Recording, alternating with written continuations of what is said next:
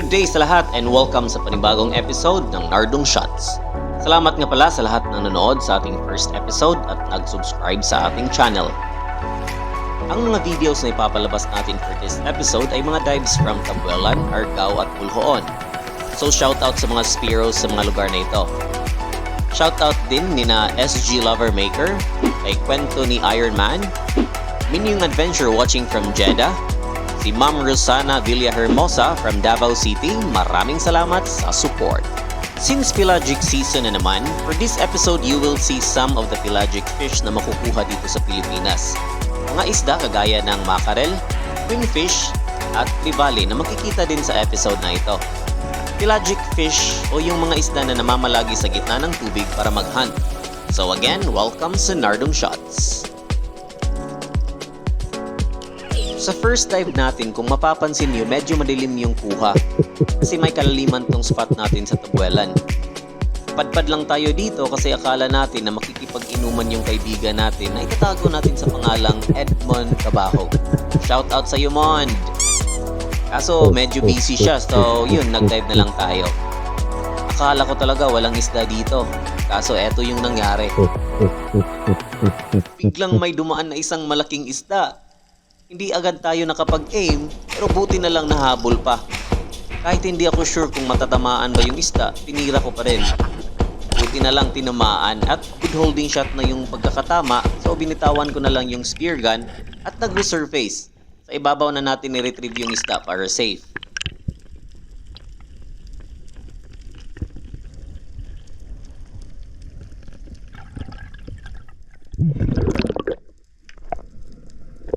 Shoutout din pala sa Master Caster from Inabanga, Bohol, si Master Johansen Trazo, pinakamagaling na caster sa Bohol. Si Master Anjo Restauro din na nalaming na pag-ayo.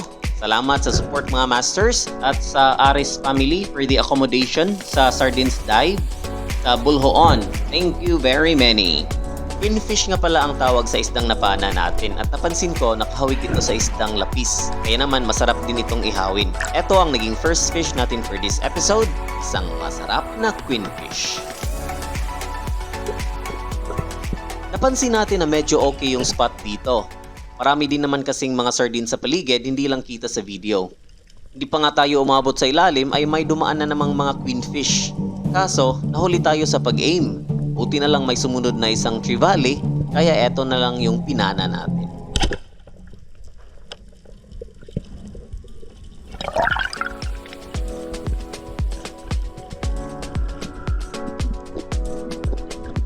As usual, sa ibabaw na natin i-retrieve yung isda para naman makapagpahinga tayo.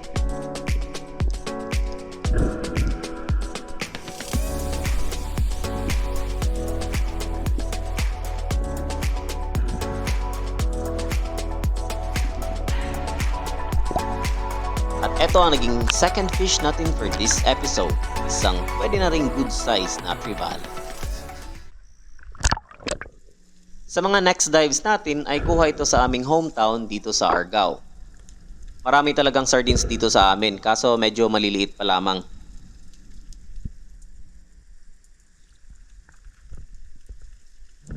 Same strategy pa rin pag ganito. Mag freefall lang tayo tapos maghintay sa ilalim. Medyo malalim na din tong spot na ito.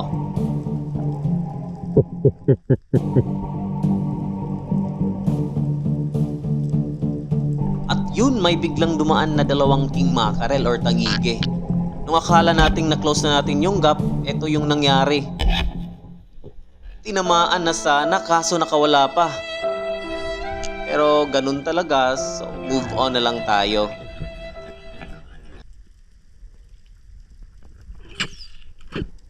Pero babawi tayo sa nakawalang isda. So same spot pa rin at hindi nagtagal may dumaan ulit na tangige. Sinigurado ko na talaga na sakto yung patama. Kaso sa sobrang sure natin, hindi na tayo nakatira. Bigla kasing nag-speed up yung isda. Bala ko sanang habulin kaso napansin natin na medyo malalim na pala itong spot na ito. Kung hahabulin ko pa yung isda, baka mag-blackout lang tayo sa ilalim. So yun, nag-resurface na lang ako. Marami pa namang isda sa dagat, so move on na lang ulit.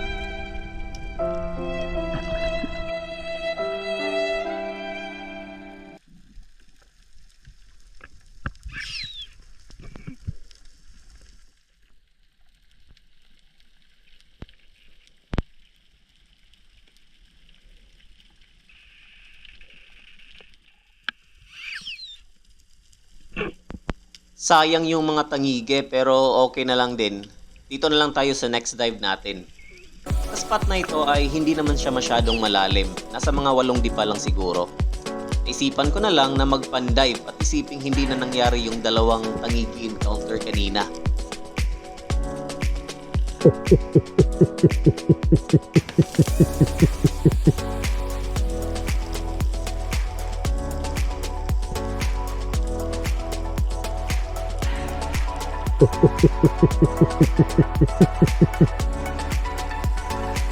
Pero tadhana nga naman.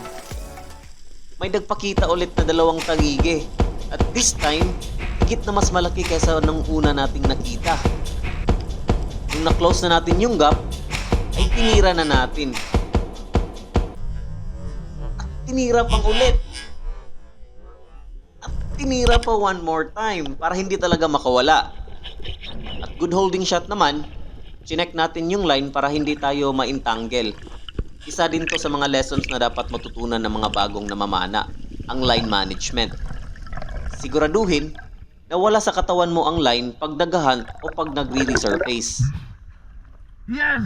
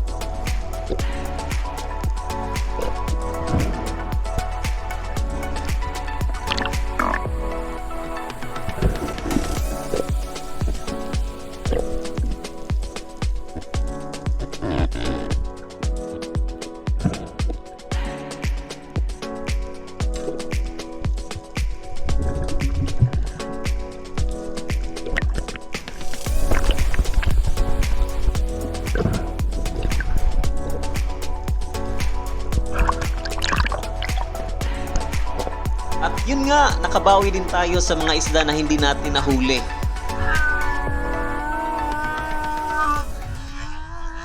At eto yung lulutuin natin mamaya. Isang 5 kilograms na king mackerel or tangige. Yahoo!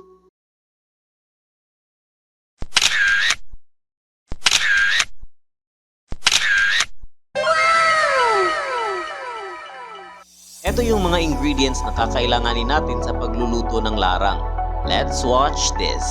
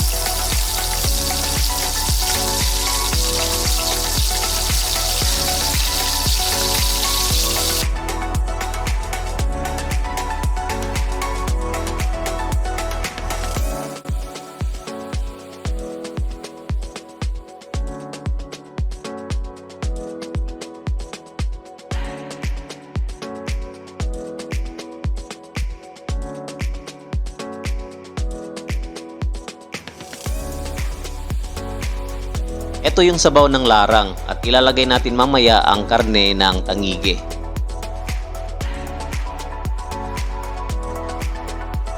Gumawa din tayo ng kinilaw para mas sumarap pa ang ating kain.